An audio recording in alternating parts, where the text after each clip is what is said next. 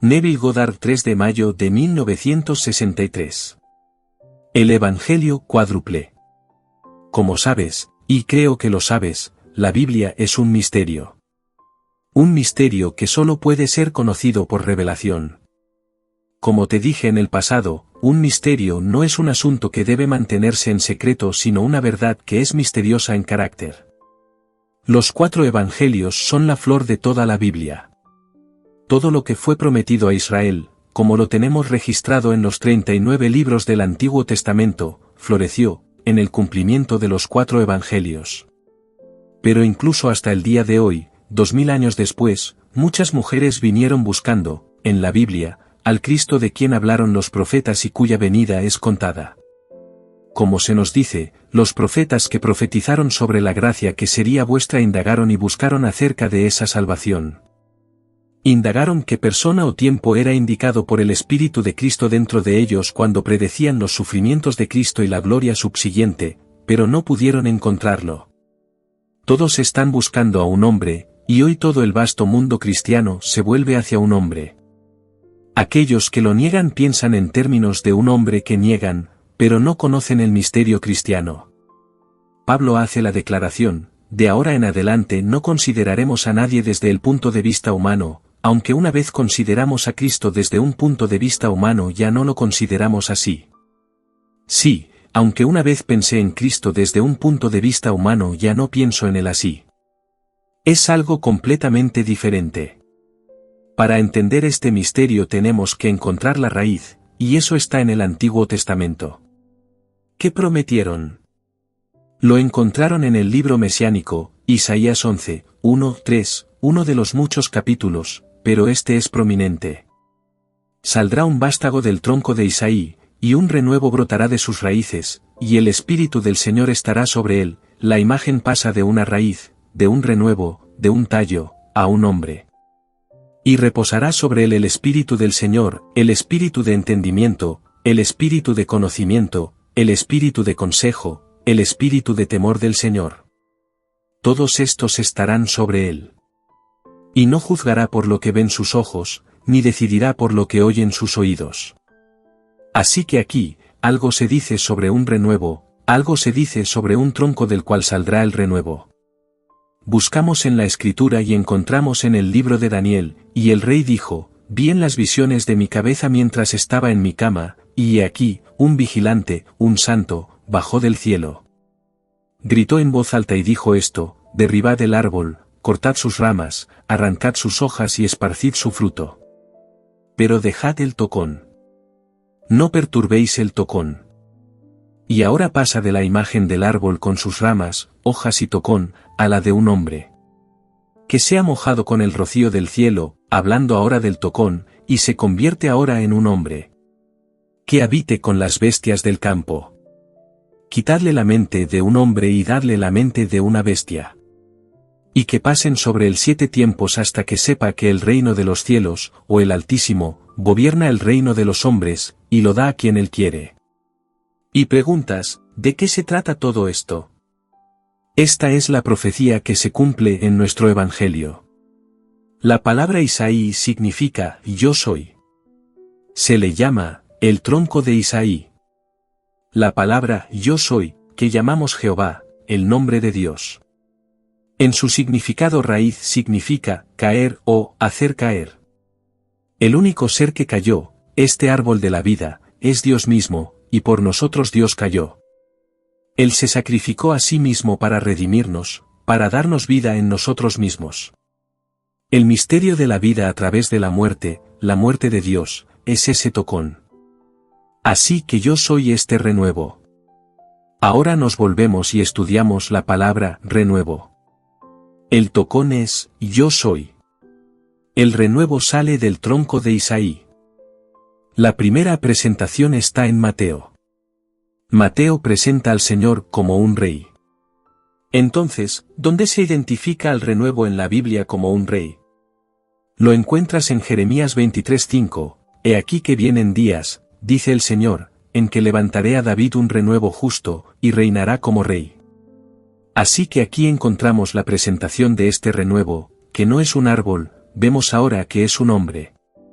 Aquí se presenta como un rey.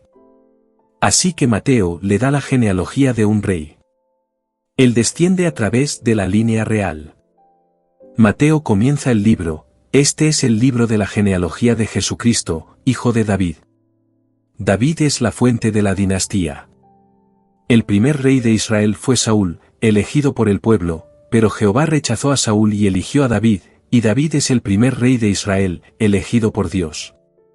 Este es el libro de la genealogía de Jesucristo, hijo de David. Cuando trazo la genealogía de un rey siempre debo comenzar en la fuente de la dinastía y descender y terminar con el rey. Cuando trazo la genealogía de un hombre, comienzo con su padre y retrocedo lo más que pueda, pero no con un rey. No dices, este es el rey tal y tal, hijo de tal y tal. Vas directamente a la fuente de la dinastía, luego la traes hacia adelante y culmina en el rey mismo. Así es como obtenemos la genealogía de un rey. Eso es lo que hace Mateo al presentar al Señor como rey para cumplir Jeremías 23:5. Marcos lo presenta como un siervo, por lo tanto no hay necesidad de una genealogía. El perfecto, el siervo ideal. Así que Dios es ahora presentado como un siervo. Y aquí, ¿dónde está el renuevo del siervo? Zacarías 3:8. He aquí, yo haré venir a mi siervo, el renuevo. Todo esto es profecía, no lo ha traído, lo está trayendo. Así que, Marcos no tiene una genealogía. ¿Quién eres tú? Soy el siervo del Señor. Bueno, eso es suficiente. Si eres el siervo del Señor no hay necesidad de más credenciales. Así que sus credenciales son simplemente su posición en la vida como el siervo ideal, ese es Marcos. En Marcos 10:5 hace esta declaración, no he venido para ser servido, sino para servir. Él es el siervo. Lucas lo presenta como el hombre ideal, el hombre de Jehová. ¿Dónde está el renuevo concerniente a ello? Lee Zacarías 6:12. Primero que todo Isaías lo reclama en el capítulo 40, he aquí el hombre. No usa la palabra renuevo, pero Zacarías para cumplir la profecía introduce el renuevo, he aquí el varón cuyo nombre es el renuevo. Así que, Lucas lo presenta el hombre ideal y debería tener una genealogía. Cuando lees las dos genealogías en Mateo y Lucas difieren. Al comienzo de David, el rey, se separan, y el hijo mayor de David, Natán se convierte en la línea a través de la cual Lucas toma a Jesucristo. Su hijo menor Salomón se convierte en el que él toma trayéndolo a un rey. Aquí encuentras una genealogía completamente diferente por 14 generaciones y otras 14 siguiéndolas. Aquí tienes estas muchas generaciones donde son antecedentes y personas completamente diferentes y la gente piensa que no puedes estar contando la historia de la misma persona, pero la gente no conoce el misterio. Estás presentando no una persona, no estás presentando a un hombre, estás presentando algo completamente diferente. Cristo no es un hombre, un rey, un siervo. Cristo ese dicho, es una serie de experiencias místicas a través de las cuales Dios se revela a sí mismo para la salvación del hombre, eso es Cristo. El vasto Nuevo Testamento se basa en la suposición de que ocurrió cierta serie de eventos en los que Dios se reveló a sí mismo en acción para la salvación del hombre. ¿Ocurrieron? Se nos dice en la Escritura que sí ocurrieron. Yo afirmo que los evangelistas estaban contando su propia historia, como se nos dice al final de Lucas, y contaron lo que había sucedido. Maffitt toma esa frase y la describe y la traduce, relataron su propia experiencia. Están relatando una serie de acontecimientos místicos en el alma del individuo donde Dios se reveló a sí mismo en estas acciones para la salvación de ese individuo. Así, Lucas presenta a Dios como el hombre ideal, he aquí el varón cuyo nombre es el renuevo. Debe tener una genealogía y ésta se remonta sin interrupción hasta Adán, el Hijo de Dios. Juan, por otro lado, lo presenta como Dios mismo, sin necesidad de genealogía. Ahora, esto lo encuentras en Isaías 4:2. Y el día viene, siempre está en el futuro, todo es profecía, cuando el renuevo de Jehová será hermoso y glorioso. Y los hombres todavía están buscando que este renuevo florezca en algún poderoso conquistador que vendrá y salvará a la humanidad de los tiranos que están sueltos en el mundo. Él no viene de esa manera. Negaron que fuera un rey porque no leyeron cuidadosamente. Mi reino no es de este mundo. Todavía esperan que de alguna manera se atrinchere en el mundo y establezca un reino, y revele lo que creen que es el reino de David, y todo esto debe ser espiritualizado. Todos los personajes mencionados como su trasfondo, su genealogía, son estados de conciencia. Aquí comienza, este es el libro de la genealogía de Jesucristo, hijo de David. Al final mismo de la genealogía el padre de José se llama Jacob. Mateo 1:17 y 2 versículos. En el versículo 20, el ángel del Señor se le aparece a José en un sueño y dice, José, hijo de David, no temas tomar a María por esposa. 3 versículos antes se dice en la genealogía que su padre era Jacob, y solo unos pocos versículos más abajo el ángel del Señor se dirige a él como José, hijo de David. Aquí en la genealogía José es llamado el padre, y la genealogía comienza con Jesucristo, hijo de David, ¿no lo ves? Tienes que espiritualizar todos estos personajes. Son estados de conciencia. No son personas más de lo que Jesucristo es una persona. Jesucristo es esa serie de eventos que se despliegan como un árbol en el hombre para la salvación de ese hombre en quien se despliega esta serie. Pero el hombre no puede pensar de esa manera si quiere personificarlo y ponerlo en una pared, o en algún pequeño agujero y hacer algo con él. Y no es eso. Así, aquí en Mateo encontramos la presentación de Dios como un rey. En Marcos se presenta como el siervo ideal. En Lucas Dios es presentado como el hombre ideal y en Juan Dios mismo. Así en Juan él habla y se llama a sí mismo constantemente, yo soy. Yo soy la vid, yo soy el camino, yo soy la verdad, yo soy la resurrección, yo soy la puerta. A lo largo de todo él está enfatizando quién es realmente, el ser que tú eres. Pero la serie de eventos, te lo prometo, se desplegará dentro de ti. Cuando se despliegan dentro de ti, sabes quién eres, y no podrías guardártelo para ti más de lo que el evangelista que experimentó a Cristo podría habérselo guardado para sí mismo. No pudieron. Habiendo experimentado a Cristo, no pudieron mantener su experiencia de Cristo para sí mismos, así que la contaron. Ahora permítenos mostrarte lo que Lucas nos dice en sus propias palabras. ¿Por qué lo tradujeron de esta manera? No lo sé. Lucas comienza su libro, por cuanto muchos han emprendido la tarea de componer un relato de las cosas que se han cumplido entre nosotros, tal como nos las transmitieron los que desde el principio fueron testigos oculares, me ha parecido también a mí, después de haber investigado todo con diligencia desde su origen.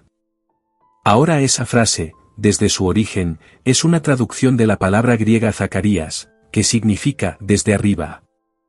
Cuando se usa en el capítulo 3 de Juan se usa de arriba, cuando le dijo a Nicodemo, debes nacer de arriba. Si no naces de arriba no puedes entrar en el reino de los cielos. Sin embargo, aquí en el libro de Lucas las mismas palabras, sin alteración, la palabra idéntica se traduce en esta fase, desde su origen. Así que te está diciendo si vuelves a la lengua original de donde lo obtuvo. Habiendo observado todas las cosas de cerca desde arriba me ha parecido bien a mí también escribirte una narración ordenada, oh Teófilo, un amante de Dios, uno que busca a Dios, y le está diciendo dónde lo obtuvo. No está haciendo ninguna afirmación de que su arreglo es un mayor arreglo cronológico del material falso. Lo que nos está diciendo es que lo obtuvo de arriba y va a escribirlo en un arreglo ordenado que él afirma es un mejor arreglo, mejor entendido por el hombre. Así que comienza con un nacimiento y termina, por el bien del hombre, con una crucifixión. Esa no es la manera en que Lucas lo obtuvo, porque Lucas no es un hombre. Todo esto es anónimo. Quienquiera que se llame a sí mismo Lucas no lo recibió en ese orden. Pero él piensa que es un mejor arreglo para ser entendido por la mente mortal, hasta que ellos mismos tengan la experiencia. Así que, lo que los evangelios nos están diciendo, créelo. Créelo por las obras. Ahora él nos dice cómo probar la ley de Dios y al probar la ley de Dios puedes creer su promesa. Luego nos dice qué hacer con la ley de Dios: pide cualquier cosa en mi nombre, no olvides el nombre es Yo Soy, y se te hará. No lo llames por ningún otro nombre, y cuando invoques mi nombre, llama con mi nombre. No digas, en el nombre del Yo Soy, simplemente declárate ser Yo Soy. ¿Yo soy qué? Tú nómbralo. Cualquier cosa que quieras ser solo nómbrala, pero llama con mi nombre. Así que, llama Yo Soy saludable, Yo Soy hermoso, Yo Soy amado, Yo Soy cualquier cosa que pienses hermosa en tu mundo, invócalo llamando con el nombre. Luego les dice, vengo a testificar de las cosas que conozco y que he visto. Si no recibiréis el testimonio que traigo de las cosas de la tierra, ¿cómo recibiréis mi testimonio si os hablo de las cosas del cielo? Permíteme darte una visión mía que sucedió hace muchos años para mostrarte cómo me fue revelado mucho antes de que comenzara a despertar en mí. Al igual que la visión del 4 de Daniel, solo que en mi caso no era un árbol. Pero igual que él comienza la visión, las visiones de mi cabeza mientras estaba en mi cama. De repente vi este fabuloso campo, y la conciencia siguió a la visión y entré en el campo. No tenía límite, era infinito. Al principio pensé que eran flores, flores altas como girasoles. Al acercarme no eran flores, todas estaban enraizadas como una flor en la tierra, pero eran rostros humanos, todos eran un rostro.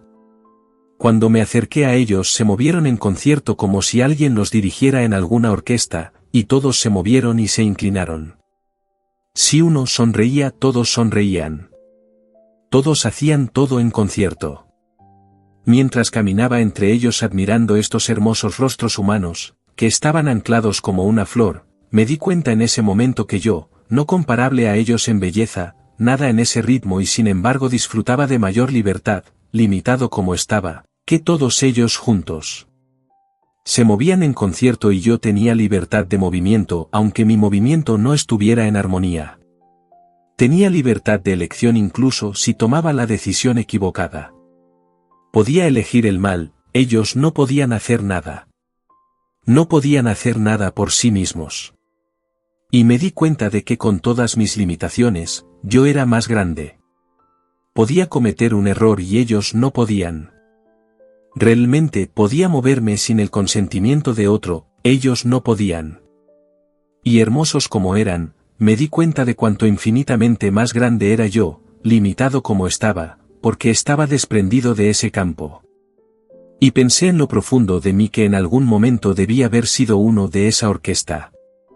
Y Dios en su infinita misericordia, cayó conmigo, y luego tomó residencia en mí. Entonces 7 tiempos tuvieron que pasar sobre mí, la prueba de fuego. Tuve que recibir un rostro humano, quítale la mente de hombre y dale la mente de una bestia. Que sepa que esto era la bestia del campo. Córtale todo, corta las ramas, arranca las hojas, esparce el fruto pero no perturbes las raíces, y la raíz es Dios mismo. Ese es Isaí. Pero, 7 tiempos deben pasar sobre él hasta que sepa que el Altísimo gobierna el reino de los hombres y lo da a quien él quiere. Y él lo da en ese momento que nos da a Cristo, y Cristo es esa serie de experiencias místicas que tienen lugar en el alma individual, para la salvación del alma. Puedo ver ese campo de flores ahora, rostros humanos perfectamente hermosos, ni una mancha, todo perfecto, todo en perfecto ritmo como si algún director invisible los dirigiera. Tú y yo fuimos una vez parte de esa armonía y luego la armonía se rompió para nuestra salvación, y descendimos porque Dios descendió con nosotros. Él no nos empujó hacia afuera. La palabra Ebabe significa caer y esa es la raíz del verbo Yod-Ebabe, que llamamos Jehová, el gran nombre sagrado. El nombre por el cual todas las cosas son hechas. Así, Mateo, Marcos, Lucas y Juan presentan este misterio del renuevo. Te digo que crece en nosotros. Como dijo Blake, los dioses de la tierra y el mar buscaron a través de la naturaleza para encontrar este árbol, pero su búsqueda fue en vano, hay uno que crece en el cerebro humano. Y ese árbol está invertido. Si vieras al ser humano y le quitaras la piel y vieras solo el sistema nervioso, es justo como un árbol invertido. Donde está el cerebro, está la raíz, y todo el árbol crece hacia abajo. Pero ese árbol va a ser girado hacia arriba, y un día lo verás girado hacia arriba y habrá una separación completa de tu ser, llamada el velo del templo, y entonces tú, que estabas viviendo abajo sin siquiera saberlo, serás girado hacia arriba y todas las corrientes de la eternidad ahora se invierten en ti, y desde entonces creces hacia arriba. La visión que tuve de esto hace muchos años asombró a la gente. Primero la conté en San Francisco. La reacción fue horrible. Sin embargo, el libro de Marcos, hablando del siervo del Señor, que es el renuevo, habla de ello. Cuando el Señor abrió los ojos del hombre ciego y dijo, ¿qué ves? Él dijo, veo hombres como árboles caminando.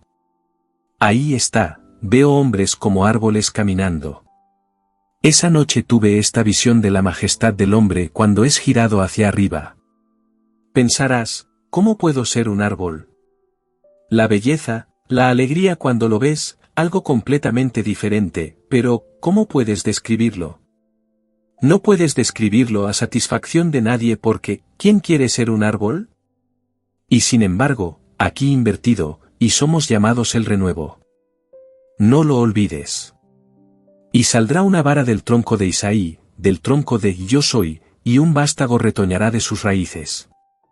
Y reposará sobre él el espíritu del Señor, espíritu de sabiduría y de inteligencia, espíritu de consejo y de poder, espíritu de conocimiento y de temor del Señor. Isaías 11:1-3, temor, significa la reverencia del Señor.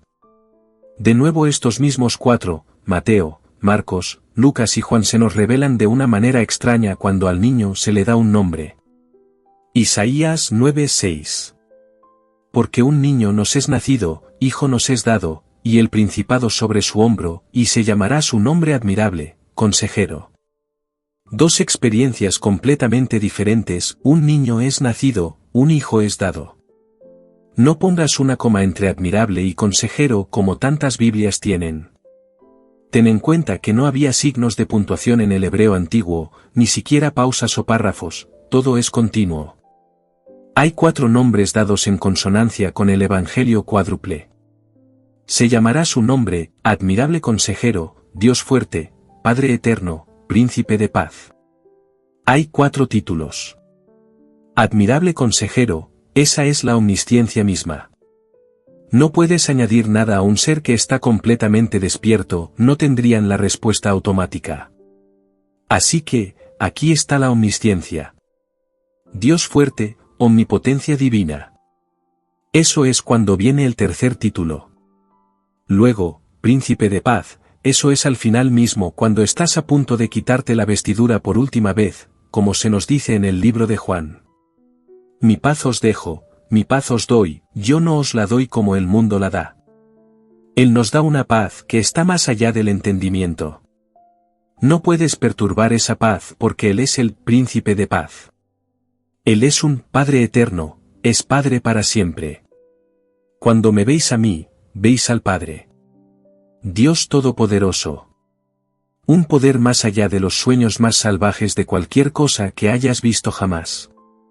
Y cuando ves ese poder lo ves personificado como un hombre. Miras en sus ojos y ves poder como nunca antes lo has conocido, y es un hombre. Luego, admirable consejero. Él promete que enviará al consejero. Cuando se retira enviará a los siervos que tienen el entendimiento para seguirlo mientras revela lo que le sucedió.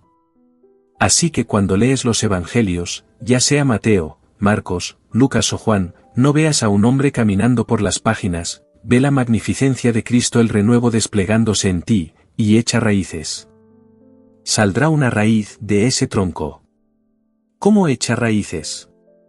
Bueno, primero escuchas la historia y la crees. Entonces la palabra es plantada. Cuando uno lo cree, ha aceptado la palabra.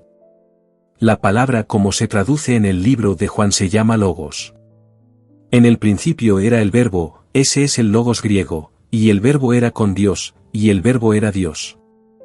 Esa es realmente la traducción del hebreo que significa la palabra de Dios, que contiene en sí misma el poder de su propia expresión. Ese verbo, en el primer versículo del libro de Juan es Cristo. En el principio era el Verbo, y el Verbo era con Dios, y el Verbo era Dios. Ahora vuelve a Isaías 55:11. Así será mi palabra que sale de mi boca, no volverá a mí vacía, sino que hará lo que yo quiero, y será prosperada en aquello para que la envíe. Así que la palabra cuando viene es la palabra llamada Cristo. Te cuento la historia, créela. El minuto que la crees la has aceptado, ha caído en tierra fértil. Entonces echará raíces, y la palabra contiene en sí misma el poder de su propia expresión. Todo el vasto programa de Dios para la salvación del hombre está contenido en esa palabra, la semilla, y cae sobre el hombre y el hombre la escucha. O bien la cree o la rechaza. Aquí nos movemos a través del mundo y 7 tiempos pasan sobre nosotros hasta que un día lo escuchamos con aceptación y entonces la pequeña raíz toma lugar en ese tronco de Isaí, el tronco de Yo soy. Entonces de él sale el renuevo, y luego el Espíritu del Señor desciende sobre él. A partir de entonces se mueve y no puedes detenerlo. No puedes ganarlo, acéptalo. Cree la historia como se pretendía cuando la escuchaste por primera vez, completamente malentendida a través de los siglos. En la cuenta de un cierto individuo que nació de una manera extraña, criado de una manera extraña y murió una muerte horrible. Esa no es la historia en absoluto. Si te consolara con la muerte es Romanos 6:5, aquí se nos dice, porque si fuimos plantados juntamente con él en la semejanza de su muerte, así también lo seremos en la de su resurrección. Él usa el tiempo pasado cuando se trata de la muerte, el futuro cuando se trata de la resurrección. Así que la unidad tuvo lugar en su muerte, o él cayó, y todos nosotros estamos en ella y ahora nos está pidiendo la aceptación de la palabra. Tenemos unión con él en una muerte como la suya, tendremos unión con él en una resurrección como la suya. Y él nos resucita uno tras otro por una serie de fantásticas, maravillosas experiencias míticas una tras otra. No podemos idearlas, vienen como un ladrón en la noche cuando menos se espera. Todo lo dicho en el Evangelio concerniente a la figura central es todo sobre ti, de principio a fin. Te digo que la muerte ya ha tenido lugar, aunque la muerte tuvo lugar para liberarnos a todos. Has sido derribado. Derribaste el árbol, cortaste las ramas, todo eso terminó.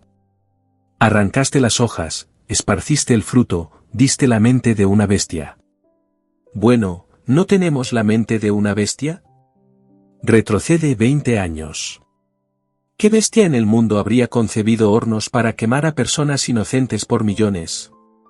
¿No es esa la mente de una bestia? ¿Has leído aquí recientemente las historias actuales de Stalin, las cosas que el hombre hizo incluso en los círculos más íntimos? ¿Que nadie se sentía a gusto en su presencia? Desde Molotov hacia abajo, todos como niños pequeños temblando, todos ellos. Salió el domingo pasado en el Times, en el Observer de ayer, en el New York Times de hoy. Todas estas historias porque hoy es el 10º aniversario de su muerte. No hay bestia que hubiera hecho las cosas que el hombre hizo a su propia gente. Odiaba todo en el mundo y también lo hacía Hitler. Así que, quítale la mente del hombre y dale la mente de una bestia. ¿Quién dio la orden? Dios. Y esta es la orden de lo alto. Ahora a los ojos del mundo parecían estar tan avanzados porque eran tan poderosos. En el ejercicio y mal uso del poder están en descenso, han descendido. 7 tiempos deben pasar sobre la mente de la bestia antes de que pudieran aceptar la historia del cristianismo. Ambos la rechazaron, ambos la llamaron tonta, dijeron que todo era estúpido, el opio de la humanidad, dijo uno, citando a su maestro, Karl Marx. El otro veía al cristianismo como la cosa más débil del mundo. El Cristo para él no era más que un débil porque no podía matar. Él dijo, envaina tu espada, y vuelve la otra mejilla, Padre, perdónalos porque no saben lo que hacen. Así que aquí ves a la bestia de las bestias y todo por mandato de Dios. Quítale la mente de un hombre y dale la mente de una bestia, y que su suerte sea entre las bestias, pero no perturbes la raíz, deja el tocón y que sea regado con el rocío del cielo. Y luego hay una inversión y de repente el tocón saca un brote. No puede sacar el brote hasta que primero escuche la palabra de Dios. Todos debemos ir y decirle al mundo, y debe comenzar en Jerusalén y extenderse a Judea, a Samaria, hasta los confines de la tierra. Ve y dilo. Y algunos lo aceptarán y algunos lo rechazarán. Los que lo rechazan, está bien, porque 7 tiempos deben pasar. ¿Y cuáles son los 7 tiempos? Lee el capítulo 3 del libro de Daniel. Y calentad el horno 7 veces más de lo que solía calentarse. Luego vienen los 3 jóvenes hebreos y son puestos en el horno, vestidos. Entonces el rey dijo: ¿No fueron 3 los que echamos en medio del fuego? Respondieron: sí. He aquí yo veo 4 varones sueltos, que se pasean en medio del fuego sin sufrir ningún daño, y el aspecto del cuarto es semejante a hijo de los dioses. 3 fueron puestos, el hombre triforme, el hombre tridimensional, pero va con ellos el cuarto, Dios mismo. Porque el cuarto es Dios mismo. Cuando salieron, ni siquiera olor de fuego se había posado sobre ellos. Entonces él, Nabucodonosor, adoró al Dios de Israel, adoró al Dios de Sadrach, Mesach y Abed-nego. Todo es un misterio que se desplegará de la manera simple que comenzó contándote de Cristo de la Escritura. Él se está desplegando en ti en una serie de eventos, revelándote tu salvación. Pedro en su epístola dijo: los profetas que profetizaron de la gracia destinada a vosotros, inquirieron y diligentemente indagaron acerca de esta salvación, escudriñando qué persona y qué tiempo indicaba el Espíritu de Cristo que estaba en ellos, el cual anunciaba de antemano los sufrimientos de Cristo, y las glorias que vendrían tras ellos. Pero no lo encontraron. No pudieron encontrar al Cristo de quien escribieron y cuya venida predijeron, porque estaban buscando a un hombre. Hoy todavía están buscando a un hombre, y buscando un tiempo. Piensan que tal vez 1963 lo traerá, o 1964. A lo largo de las edades la gente ha pensado que cierto momento en el tiempo era la venida de Cristo, o la venida de una persona, pero Él no viene de esa manera. Él viene en ti y cuando lo tienes, lo compartes con todos los que escucharán. Muchos dirán: porque te conocen tan bien, ¿no lo conozco? ¿No es el hijo de María? ¿No se llama su padre Jorge? ¿No trabaja en la fábrica conmigo? Lo conozco, así que, ¿de qué está hablando? Esperan un tipo de persona completamente diferente que venga. No esperan que la vestidura tenga en ella una experiencia que ningún hombre mortal podría posiblemente tener. Todo sucede en las profundidades del alma de un hombre. Luego vuelve y ve donde todo fue predicho, pero nada podía prever él mismo. Todo está ahí, pero no podía desenterrarlo más de lo que pueden los eruditos hasta que sucede. Y después de que sale a la superficie él está desconcertado. Cuando el polvo se asienta de modo que realmente puede hablar de ello sin emoción, unos pocos escucharán y la mayoría dará la espalda. Dicen: está hablando de un Cristo del que nunca había oído hablar antes. Prefiero tener mi viejo Cristo, porque ante él puedo arrodillarme, a él puedo decirle una oración con la esperanza de que tenga compasión de mí y responda: pero este Cristo. Una serie de experiencias místicas en el alma del hombre donde todo el árbol ha caído, y de repente el árbol que fue talado y derribado se da vuelta. Y luego toda la cosa vuelve al tocón mismo, el cráneo del hombre, y a partir de entonces comienza a crecer realmente, y entonces él sabe cuál es la gloria de la que habló Pablo. Por lo demás, me está guardada la corona de justicia. Él mismo la hace crecer, nadie se la pone. Es una corona viviente, no una corona como el ojo humano ve cuando ven la corona de las reinas. ¿Conoces alguna corona comparable a las astas de un ciervo? ¿Alguna vez viste tal majestad en tu vida cuando ves esta cosa hermosa? ¿Alguna vez viste tal majestad como un árbol en plena floración? No. Ni siquiera intentes visualizarlo, porque asusta a la gente. El escritor del libro de Marcos pudo verlo correctamente. ¿Qué ves ahora con el ojo abierto? Veo hombres como árboles que andan. Cree la historia como te la conté esta noche concerniente a Mateo, Marcos, Lucas y Juan. Tú eres el hombre cuádruple. 1 te presenta con un rey para cumplir el capítulo 23 de Jeremías. Él dijo, he venido para cumplir la escritura. La escritura debe cumplirse en mí. Y comenzando desde Moisés, y siguiendo por todos los profetas, les declaraba en todas las escrituras lo que de él decían. Todo era sobre este ser que tú eres. Luego viene la presentación del siervo ideal. Zacarías 3:8, he aquí, yo traigo a mi siervo, el renuevo. 6:12, he aquí el varón cuyo nombre es el renuevo. Luego viene el cumplimiento del 4 de Isaías. Todo debe ser cumplido. Así, estos 4 renuevos deben echar raíces y todos crecer y madurar en el hombre. Tenemos rey, siervo, el hombre ideal y Dios mismo. Ahora entremos en el silencio.